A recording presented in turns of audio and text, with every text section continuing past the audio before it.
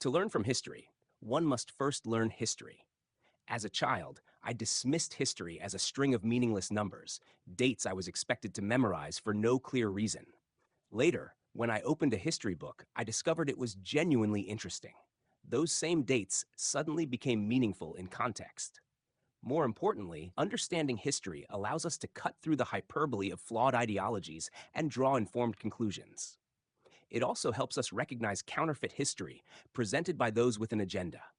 That's why knowing the basics of the Mexican-American War matters. Some claim the United States stole its western territories from Mexico, often without realizing there was a war, a treaty, or substantial financial compensation involved. Let's revisit the key dates. April 1846 to February 1848, the Mexican-American War. The revisionist narrative. A modern narrative claims the United States stole vast territories from Mexico through deceitful aggression. This version routinely ignores the Treaty of Guadalupe Hidalgo, which ended the war and formalized the land transfer. The narrative is designed to appeal to those unfamiliar with historical context or who favor sensationalism over fact. True history, treaties, financial compensation, and geopolitical realities clarifies the record. It's like being accused of stealing a house you legally bought and fully paid for. Consider three facts. 1. The transfer of land was legally formalized. 2. Compensation was paid. 3. The outcome followed historical norms for border changes. Mexico's claims. Before understanding U.S. acquisition, consider Mexico's claim. The lands now comprising California, Nevada, Utah, Arizona, New Mexico, and parts of Colorado and Wyoming were originally Spanish colonies, acquired through conquest of indigenous peoples. Mexico inherited these northern provinces in 1821, but controlled them weakly. Fewer than 100,000 Mexican citizens lived there, while native groups, including the Apache, Navajo, and Comanche, dominated much of the territory. Meanwhile, Mexico struggled with civil wars, political instability, and economic collapse. In the 1820s, Mexico invited U.S. settlers into Texas to serve as a buffer against native raids. When conflicts arose over governance and slavery, abolished by Mexico in 1829, Texas declared independence in 1836. Though Mexico never formally recognized it, the U.S. annexed Texas in 1845, escalating border disputes. Mexico's claims were themselves inherited from a colonial power, no more original than any other empires. Mexico gained the land from Spain in 1821 and sold it to the United States just 27 years later. The Mexican-American War. War broke out in 1846 after a border clash along the Rio Grande. The U.S. recognized the Rio Grande as Texas's southern border. Mexico claimed the Nueces River.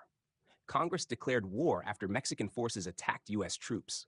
While critics, including Abraham Lincoln, labeled it unjust, it was still a declared war between sovereign nations, following 19th century norms for resolving territorial disputes. President James K. Polk, an unapologetic expansionist, sought California and New Mexico openly. U.S. forces under Generals Zachary Taylor and Winfield Scott captured Mexico City by 1847. Rather than annex all of Mexico, a debated proposal, the U.S. pursued peace. The Treaty of Guadalupe Hidalgo, 1848, transferred about 525,000 square miles, roughly 55% of Mexico's pre-war territory, in exchange for $15 million, about $580 million today, plus assumption of $3.25 million in Mexican debts. At roughly 5 cents per acre, the price was similar to the Louisiana and Alaska purchases. The treaty offered Mexican residents U.S. citizenship or the option to relocate. Over 90% chose to remain. Land grants were to be honored, though later legal challenges undermined some claims. These grievances are real, but do not equal theft. Both governments ratified the treaty.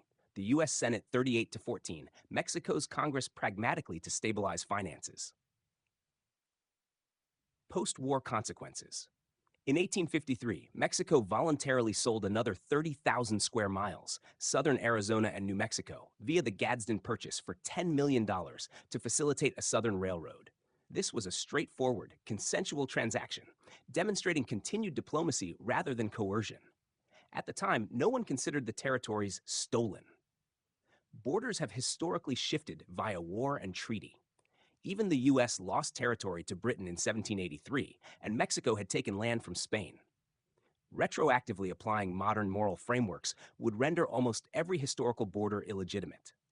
Native Americans, the true original inhabitants, were displaced by Spanish, Mexican, and U.S. expansion alike, complicating simplistic narratives of victim and perpetrator. Why the theft narrative persists. Critics cite U.S. expansionism, failed purchase offers, the Thornton Affair, and post treaty legal injustices. Some points have merit, but a ratified treaty with compensation is not theft. While Ulysses S. Grant called it one of the most unjust wars ever waged, moral debates do not negate legality. California residents often welcomed U.S. rule amid Mexico's instability.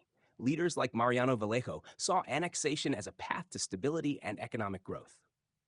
Conclusion: a legitimate acquisition. The Western states were ceded legally, with compensation and citizenship protections. Calling it stolen ignores historical context, legal formalities, and 19th century geopolitical norms. Understanding this complexity fosters informed dialogue rather than ideological myth-making. The gold rush strengthened U.S. control, but it occurred after the treaty, not before.